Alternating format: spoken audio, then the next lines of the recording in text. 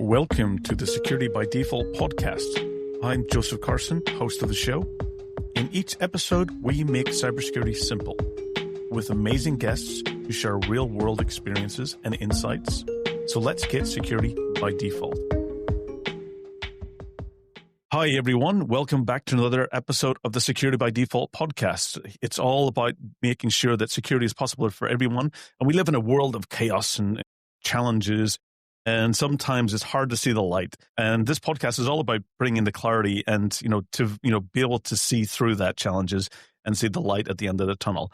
And I'm always looking for interesting guests and interesting topics, and in order to help educate the world and help make sure that security is possible for everyone. And that also kind of gives some of the trends and what's happening in this industry. And I'm really excited about having an awesome guest, somebody who I've seen speak a few times in the past, someone that I bump into the hallways at some of the major conferences around the world. So welcome to the show, Joe Sullivan. It's an awesome and an honor to have you on the show today. Do you want to give the guests a bit about your origin story? Because I usually like to hear, from guests who are the first time in the episodes and the podcast about how they get into this crazy world of cybersecurity, and what were some of the interesting journeys that you've had through the time. Sure. Yeah. Thanks for having me on. I would say, like a lot of people in security, I didn't, especially maybe in our generation, didn't go to school specifically because I wanted to do cybersecurity, because that really wasn't a program back then. It was more just like a passion for technology, and that kind of led down that path. The interesting thing for me is that I grew up always wanting to be a lawyer from the time I was a kid. And I don't really know why, because I didn't actually know any lawyers, but I'd gotten in my head that being a lawyer might be cool. And so I was just focused all the way on going to law school. And so I did. And I had in my head that I was going to go to law school, and then I was going to go into government service. And that's what I did right out of law school. While I was still in law school, I applied for something called the U.S. Department of Justice Honor Law Grad Program, which was the only way you could get into the federal Department of Justice straight out of law school. It's a high bar to work for the U.S. Department of Justice, and I was very lucky to be able to get in that program. And so I started my career in 1993, working full time for the Department of Justice. I think where I really started getting into technology was in 1995, I started working in San Francisco. I moved. I had originally been with the Department of Justice in Miami, where I went to school, and I moved to San Francisco. All of a sudden, I was in the middle of these political asylum cases where people were saying that they'd been facing persecution to the United States government, and I was assigned to kind of look into a bunch of these cases. And they were saying I faced persecution in this country for this political act or this religious act. And it was people from all over the planet telling stories that I'd never heard about social disruptions and things. I started going on the internet. I think originally in 1995, there was no internet in our office. We had like a Department of Justice email system and things like that. I think we used Wang WP. We couldn't even email the outside world, but we could email with inside the Department of Justice. So we had all this interesting old technology. We were also, I think that was back when, in those years, the Department of Justice had an antitrust suit against Microsoft. So we weren't allowed to use any Microsoft products. So we had all kinds of interesting tech. And that could be challenging back in the 95, 96, because they were very still much the dominant, at least, desktop computing. Yeah. And so I started doing online research, and it helped me so much in the cases. And so I asked the Department of Justice to let me have a direct internet connection to my desk. And they said, we do not allow that. And eventually I convinced them, but they put all these special rules in. So I was the only person who had a direct internet connection, but I wasn't allowed to connect my government computer to it. And, nobody really knew what they were doing, what they allowed me to do. But So you really started doing OSINT, literally, exactly. Back in 95, it was OSINT, which is a major area of expertise these days. Yeah. And sometimes it was just simple things like someone was seeking asylum from, say, the Punjab region of India, and they said that they were a member of the Sikh religion and that there had been this persecution. And I'd be able to look up and understand, what's the Sikh religion? What actually happened at the Golden Temple in 1985 or whatever it was? I was able to do all this research, and then could go into the courtroom like with a foundation that other people didn't have. And so I ended up doing research for myself. I ended up doing research for the other attorneys, and it just kind of went from there. Before you knew it, in 1997, I was prosecuting cases in Las Vegas. So I moved down to Las Vegas to be a frontline federal prosecutor. And within a month, they said to me, "Oh, we're supposed to have one high-tech prosecutor in the office, and you're the only one who has a computer on their desk, so you're the high-tech prosecutor." And then they gave me all this awesome training and next level equipment. And I started spending all my time with, the FBI CART team and all the forensics people for, Secret Service doing their e-crime stuff. So I just got thrown into the deep end of technology crime in the late 90s. I think I prosecuted the first ever federal eBay fraud case, went after where sites where everyone was downloading the software from, had to deal with some child exploitation cases. Unfortunately, those cases existed back then too.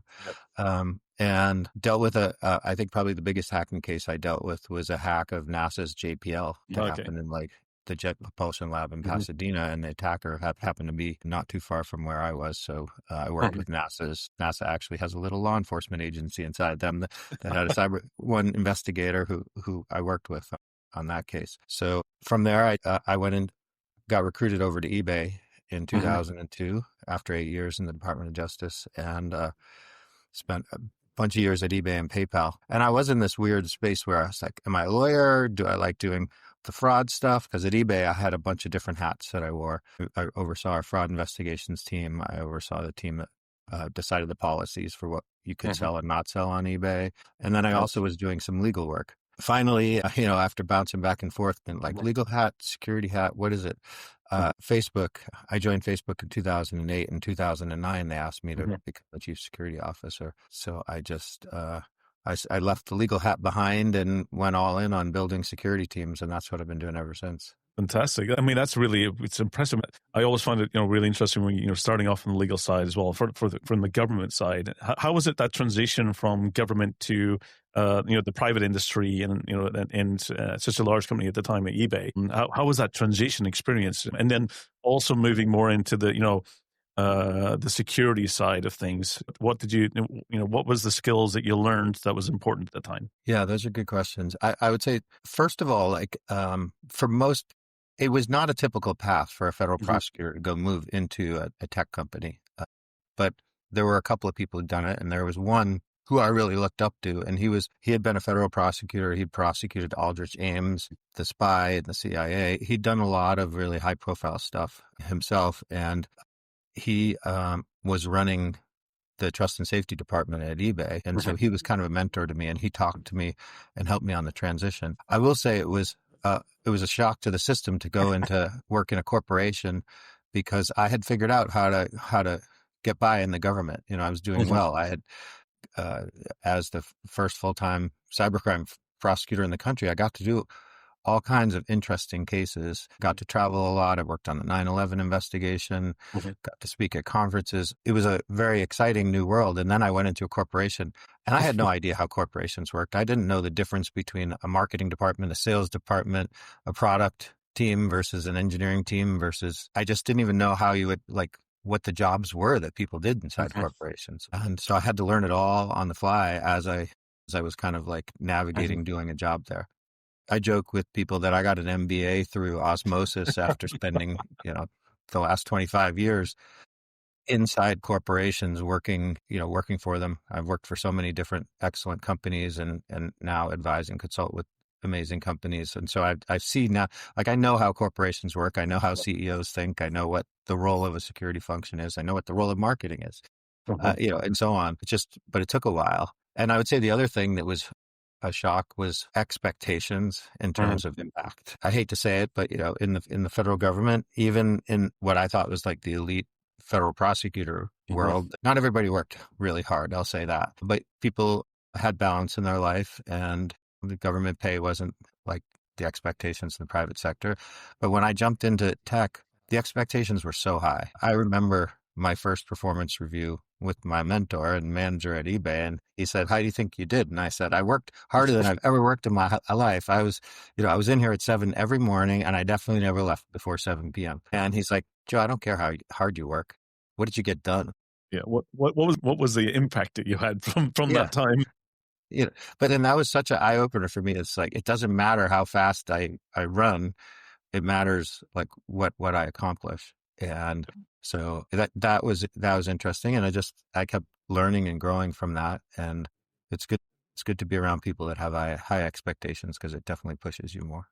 Absolutely. I always find that some of my most valuable lessons throughout my career has all been about the people that I've worked alongside, and the knowledge that they've shared, and sometimes the feedback that they've given to me as well. It really helps shape a lot of my path in this industry. One question I've got for you is that, in eBay, of course, it's very clear with eBay, we always find that in the security industry, there's always, the financial side of things. So of course, it's very clear in the eBay side is that you would be, looking at potential frauds in the systems, and what products that would be sold on the platform and so forth. As you move from eBay into the likes of Facebook at the time, which is a very different type of platform, what was the transition? What was was the positions similar from eBay to Facebook, or did they change significantly? Because the platforms do operate. One's a marketing platform.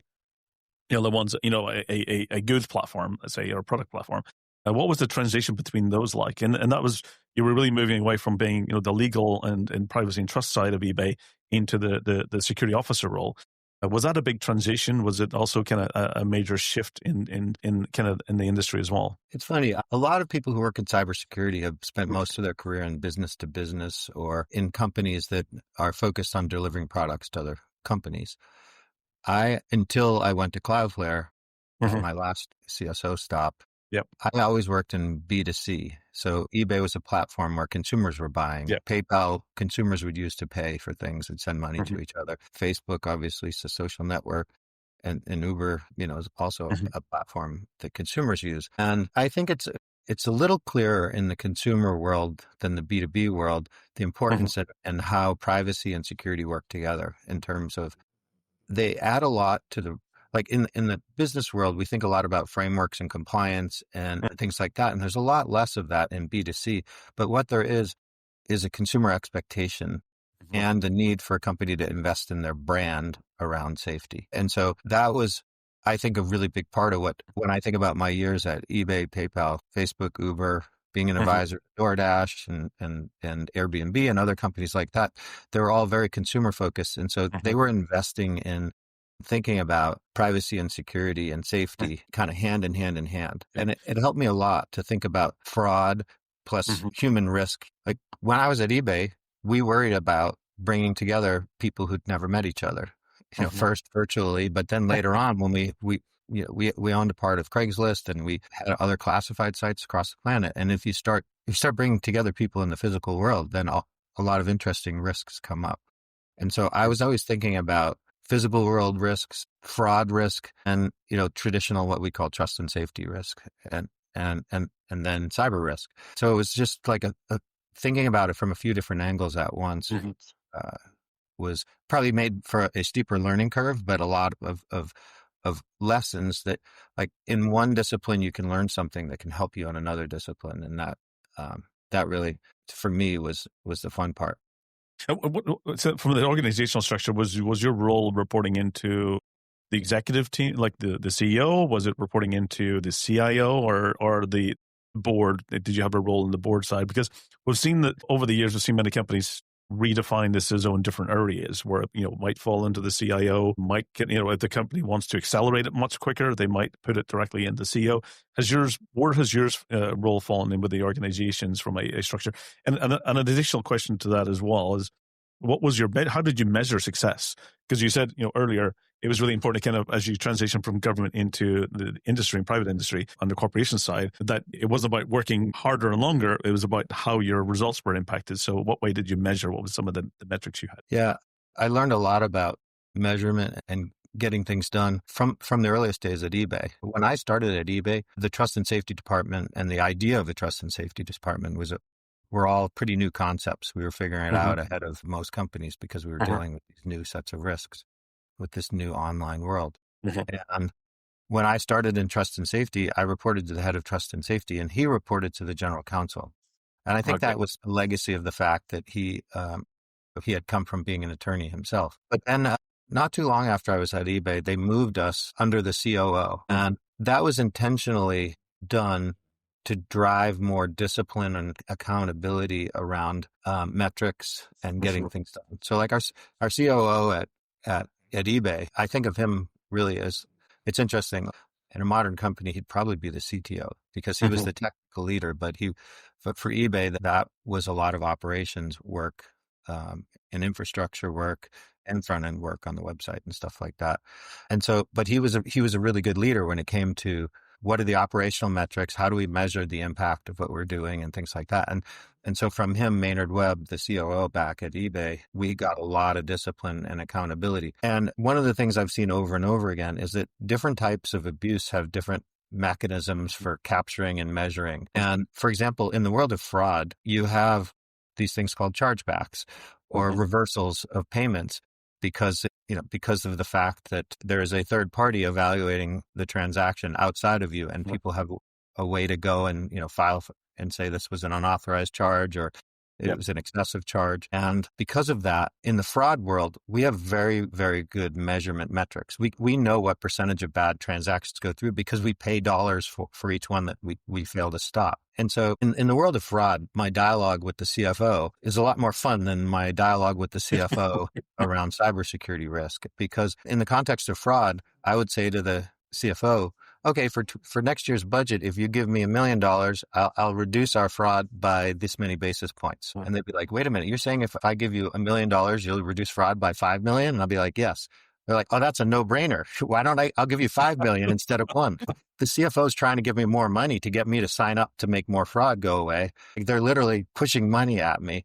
Whereas over on the cybersecurity side, I'm like, we've got to tighten up these firewalls. We got to clean up these endpoints. We got to invest in our single sign-on. And they're like, well, quantify the risk for me. If we don't invest this money, how much are we going to lose? And you're like, I don't know. Yeah, it's like quantifying risk in cybersecurity. Like, we do know what the downside risk is more than ever now in terms of there's so many concrete examples of companies that have had major cybersecurity impact in a negative way. I mean, just think of Jaguar Land Rover in the last. It's huge. In excess of $1 billion, and that's not even including the supply chain impact as well. Local vendors, suppliers, even the companies are providing meals to the the employees that would have been typically working. The whole supply side, and it's always hard to watch those types of scenarios, because you can only think about the employee and the mental health side of things, because that also has an impact to people's personal lives as well. So it's and we do, but you're absolutely right. We can quantify the value and the risk to organizations because we've had many cases, that we can use that as a learning or, input into the probability and quantifiable risk. Yeah. And I think something changed fundamentally in the last 5 years. Ransomware changed everything. And so when we talked about risk 5 to 10 years ago, when we were meeting with the CFO, we were talking about data leaving the building. And it was actually pretty hard to quantify. What's the risk if we lose our customer database with their credit card information? Most consumers just roll their eyes and move on. After they get another consumer data breach notification, they're just like, what am I supposed to do? My credit card's going to protect me, hopefully, and I'm just going to go on with my life. And ideally, there's no identity theft, whatever. Like that used to be when we would meet with the CFO, that was the worst case scenario. Ransomware changed everything because now it's about operational resilience. And so cybersecurity has kinetic impact in 2025 in terms of cybersecurity. The attackers know stealing the data might pay the ransom. There might be a little harm to the company, but mostly companies that have had data breaches, there were data leakage, the company just chugs right along and the impact fades over time. Companies that had the operational impact of being forced to shut down for a period of time, if they recover at all, it's a hard journey and the cost is so much more. So it's like, these are the conversations that are a little bit easier in 2025 in terms of pointing out why we need to plan, why we need to invest more in resilience, why we need to be worried about operational impact. Absolutely. It's a financial loss to the company, and that's what you can really measure these days.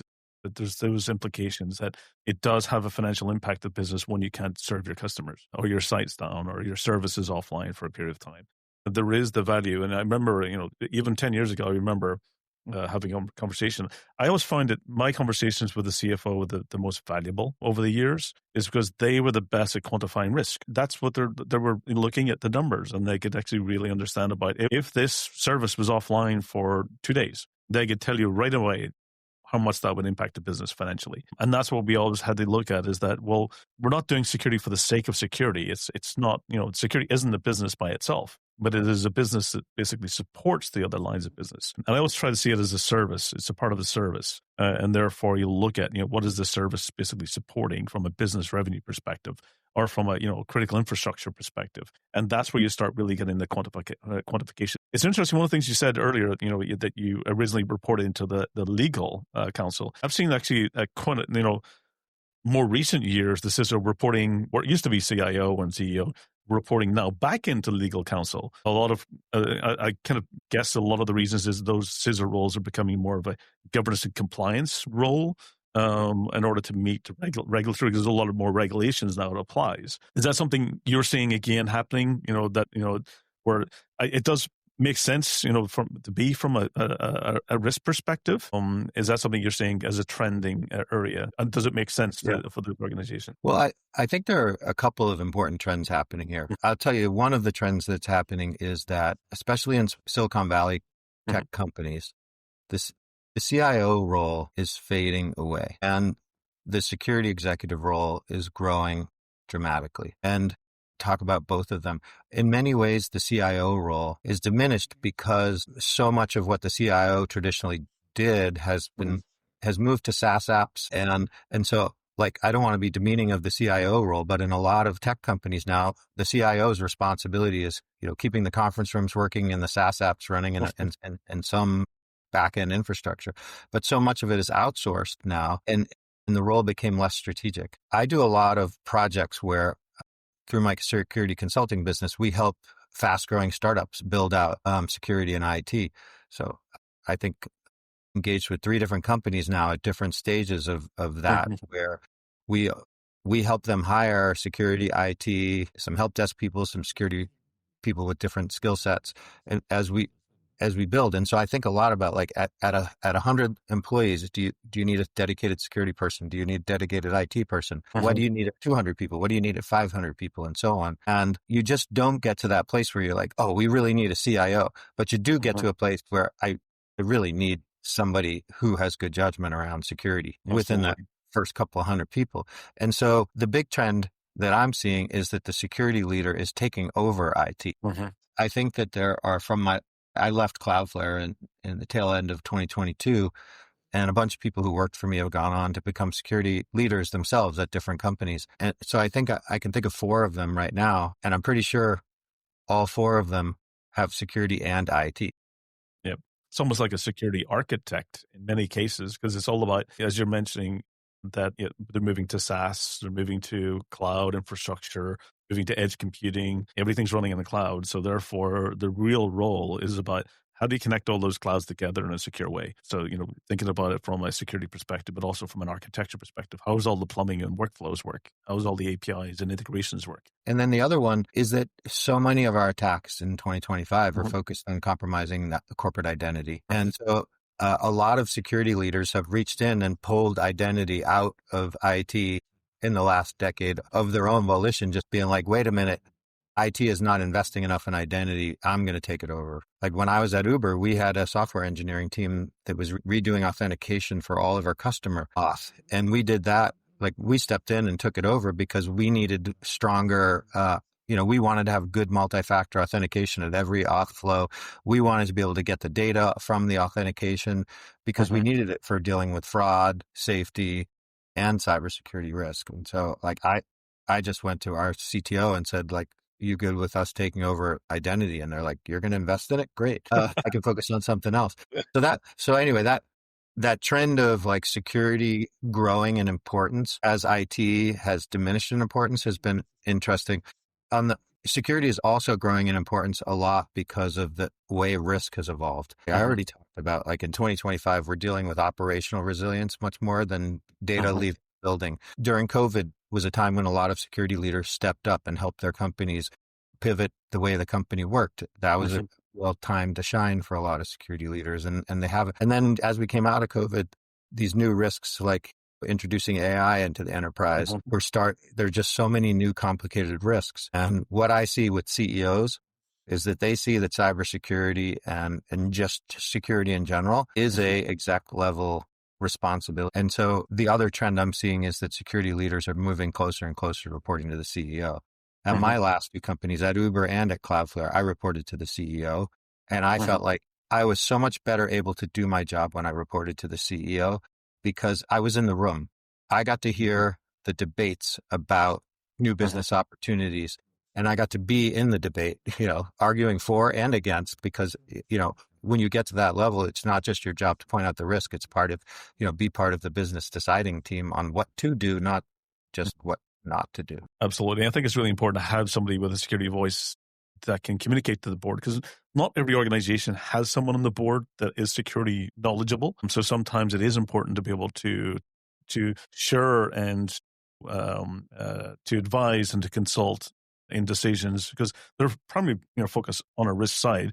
And I think it's really important to have the cybersecurity voice the risks from the technology perspective. And absolutely, I've seen over the years where security always sat in the IT side.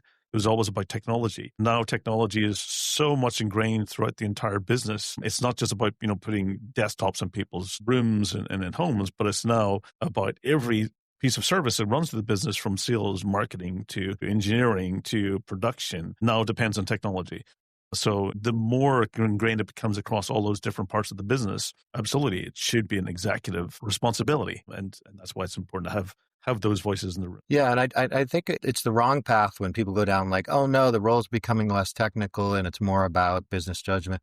Look, every single executive in a company needs to understand technology, needs to be strategic and go deep in their area of expertise, but is also expected to be a business leader. It's not an either or, it's a both. Yeah, absolutely. So what's some of the lessons you've learned over the years for somebody who's coming into the CISO roles today? There's a lot of people I'm seeing that organizations are really establishing that as a core part of the function. What lessons would you share? What would be some of the the areas of things they should be learning about or focusing on, or if they're a technical person, what should they be looking to enhance their skills?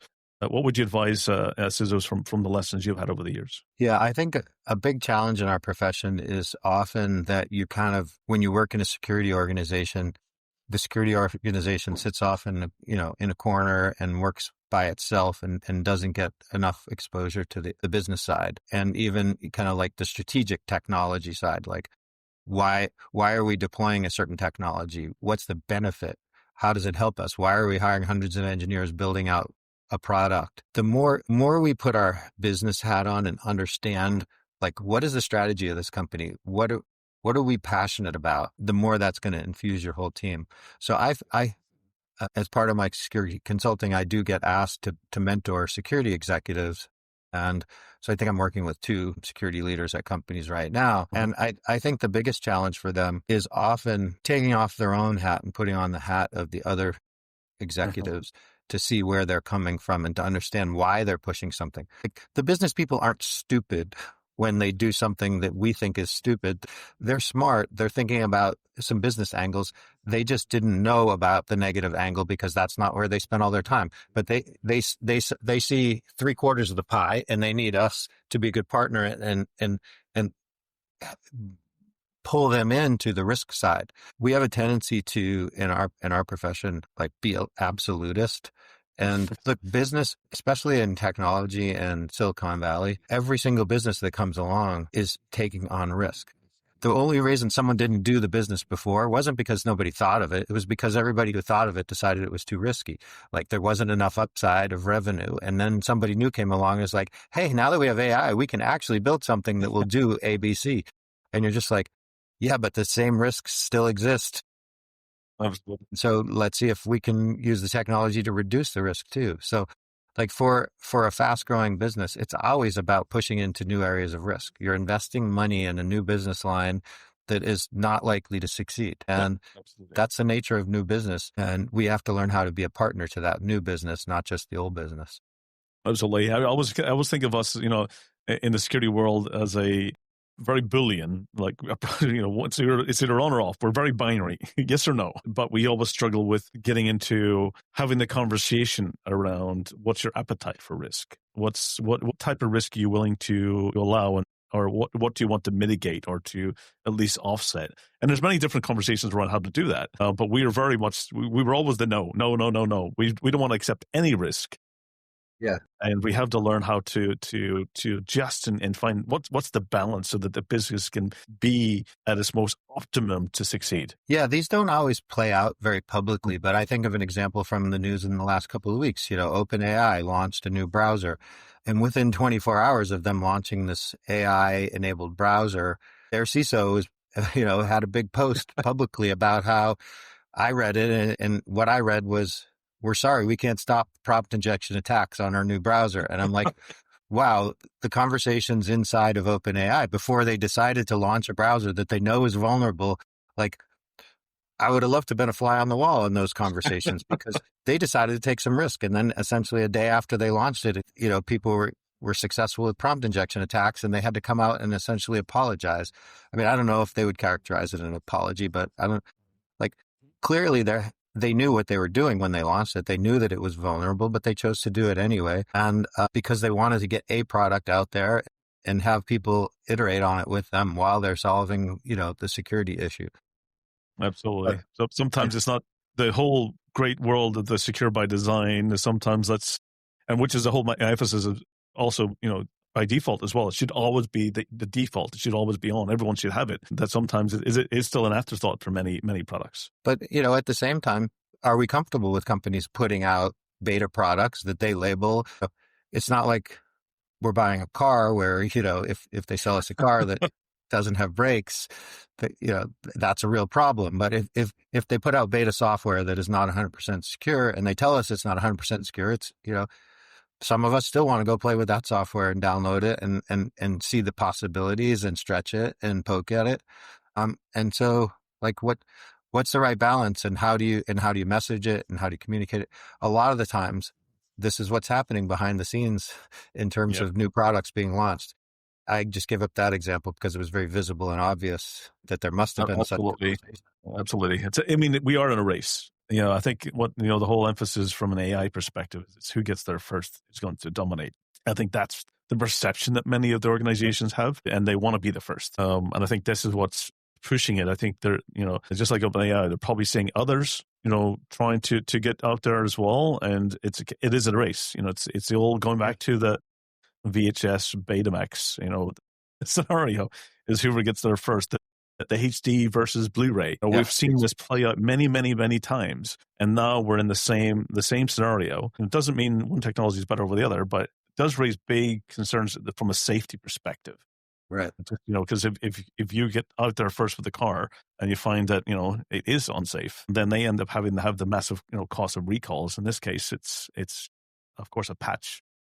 Yeah, but yeah. It is an interesting scenario. Yeah, there's a lot of terminology in Silicon Valley for that. Getting out there first. We call it it's first mover advantage. Or that's the optimistic way to describe it, and then the pessimistic is we call it cookie licking. I want to get out there first and mess things up so that nobody else can jump into our space. Whatever. I'm going to claim those cookies by licking them. Not always pretty. It's not always the best way of and sometimes it can make or break decisions, because I always remember back in the Betamax and the VHS times, the Betamax was, I would say, slightly better, but it just one had more customer base, and that's kind of you get to is, and I think that's, again, we're back in that scenario, is the more people you get using it, the more dominance you get, the more stickiness you might get. Some people struggle with change. So what things you're working on today? I mean,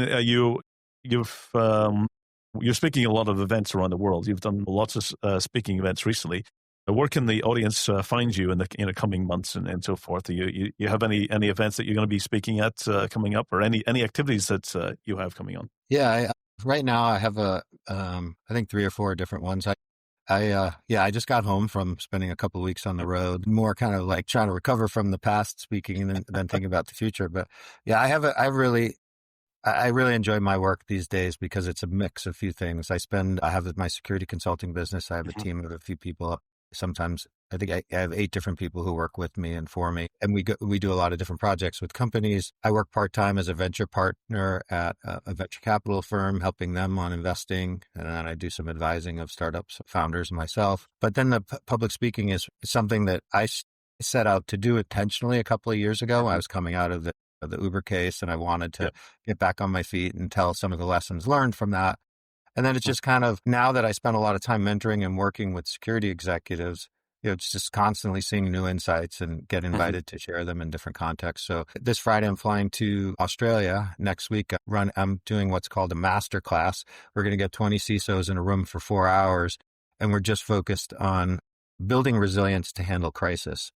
Oh, fantastic. A lot of our organizations get hit by crisis, and we didn't invest enough up front in managing the risk. There are so we spent a lot of energy and our budget and security on prevention. I'm a big believer that we need to anticipate crisis and prepare for crisis. And if we do a good job preparing for crisis, we'll come out of it, and our organization will come out of it. And so for the master class, we're going to spend an hour talking about how you as an individual can be stronger in when you face a crisis. Then we're going to spend an hour on how do you build a security team that can be really strong and resilient during a crisis, prepared for a crisis with the tools and the equipment and the people who can jump in and put out the fires. And then we're going to talk about how do you do it at a company level. So it's a kind of whole progression of a day of thinking, not just like about reacting to crisis, but being intentional. Like, what are the people, processes, technology, training, all of these things come together to make us strong in that moment of crisis. So that's next week in Australia. And then I come back home and finish the year. I think there are a couple of little CISO events here in the Bay Area around, kind of holiday parties and stuff like that I'm talking at. And then in January, I'm keynoting a conference in Japan. And now when we're talking about the risks around AI, I spent a lot of time. I've advised a couple of companies that were securing AI. Lakera and Pangea both got acquired last month. I was an advisor to both. So I spent a lot of time with both of those companies, seeing, how they were attacking prompt injection and the other types of risks that were still a challenge. I've been asked to do some talks around how are security organizations thinking about all these different AI threats and how are we dealing with them and what are the controls we're putting in place, what's working so far, what's not. Stuff like that. Absolutely. I do see AI as a massive regulatory compliance, like a GDPR nightmare for many organizations, because when you start letting your agents make decisions about what data they should have, you hope that they're going to be, auditing and reporting themselves as a result of that type of access. And you reminded me of important part as well. You mentioned about, having, prepare. One of my roles in the past, I used to work in ambulance service. And for me, that was always the case of, you have, and I operated the emergency phone line as well. So ambulance service, emergency phone line. And we also had police and fire. And you want to put your fire alarms in, you want to put your emergency, phone lines in, you want to make sure that one is you can detect as quickly as possible. That's fundamentally what you've got your prevention tools and stuff, but once the fire starts, you want to have basically the ability to the quicker you respond, and the same in an ambulance. If you basically contact the ambulance service, minutes matter, and the quicker you respond, the less impact it has. One is for the victim or for the property, whatever it might be that you're responding to, and how you respond to be. And that's where, in those types of environments, emergency services, fire, ambulance, they train and prepare and do instant response, and they simulate it as many possible scenarios as they can. So that becomes by habit. It becomes part of their cultural DNA. Is response is something that they don't take time thinking about. It's just that their body and their mind is set to react in such a way that speed is essential. And I think that's one of the things is, in IT and security and business side, is that when we have to get into where it becomes habit, is we know immediately what to do, who to call, how to respond, what's the flow. And the more we get teams to operate like that, I would say that the impact of a lot of incidents will become less financially to the business or less to the operational side or the service side. I think that's such an important training and role you're providing, because I think that's really where we need to invest. Is incidents will happen.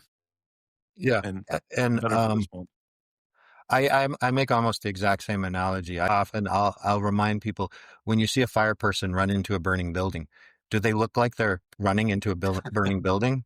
Do they look panicked? Like, how would you feel running into a burning building? When I see a fire person running into a burning building, they look like, I'm just doing my job. This is my job. I'm prepared. I'm trained. I have the right equipment.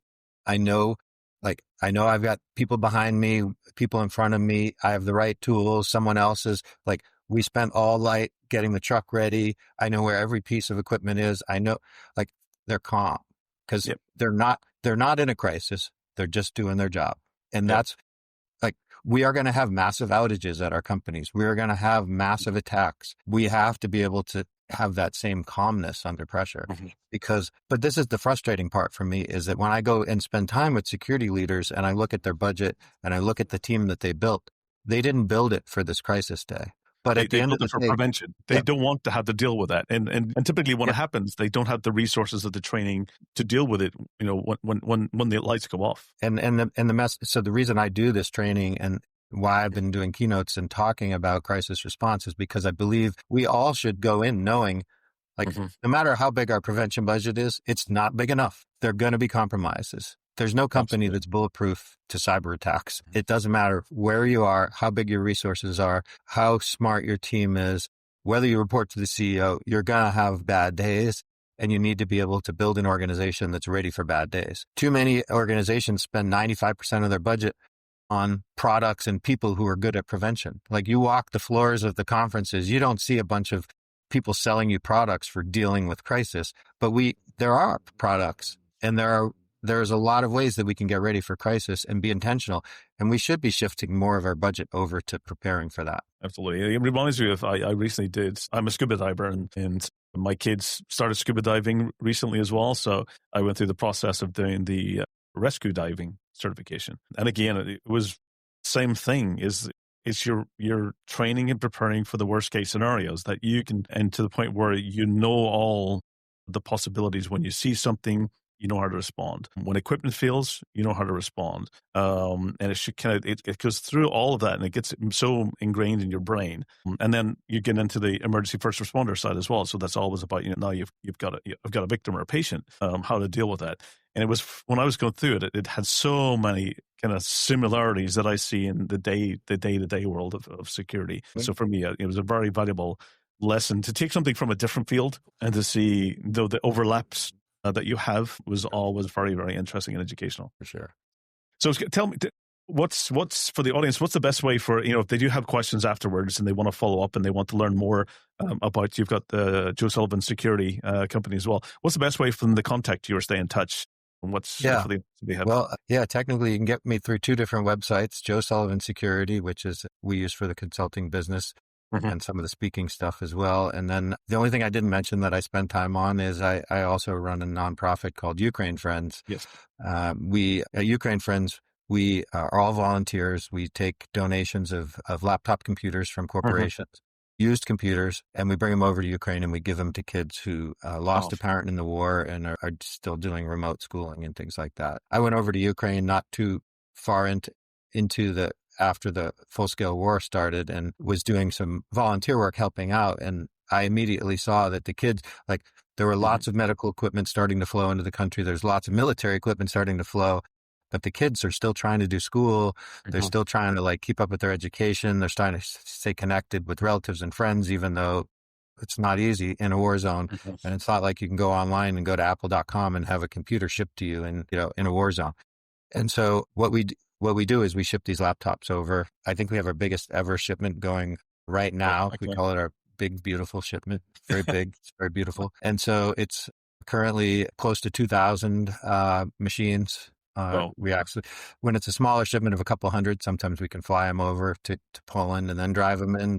When you're talking thousands of machines, we ship them over on a boat. So I've learned a lot over the last few years about shipping lithium-ion battery equipment across the planet and helping kids. And that's, ukrainefriends.org and joesullivansecurity.com. And then a lot of people message me on LinkedIn still.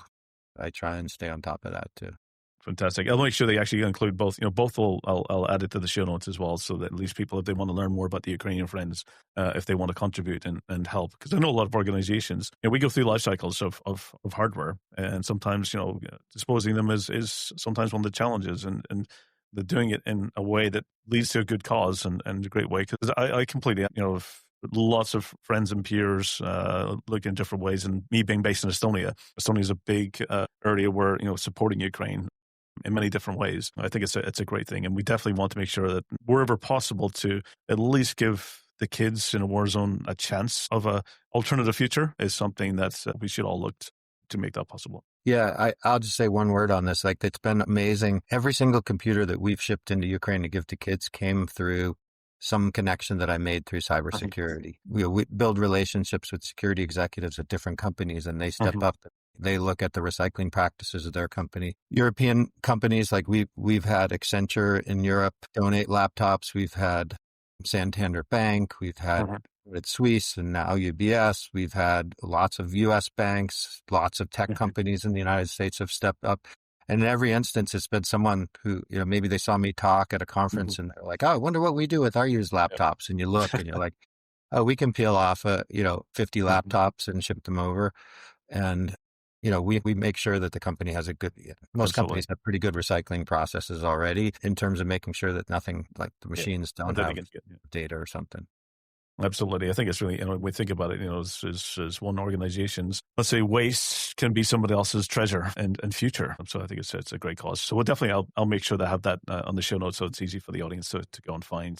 So Joe, it's great catching up with you. It's been what turned into an elevator ride a little bit a year ago, and a couple of conference bumped into throughout the year. It's fantastic knowing you, seeing you speaking, and what you're doing to the industry and the world is definitely making the world a safer place and a better place at the same time. So many thanks for everything you do. And it's a pleasure having you on the podcast and sharing your story with the audience. I think it's definitely going to make a lot of people think about their futures and also what they can do to make the world a safer place as well. Yeah, security is an amazing profession. It's full of people who got in it for the right reasons. We didn't get into security because we thought it would be the path to the CEO role.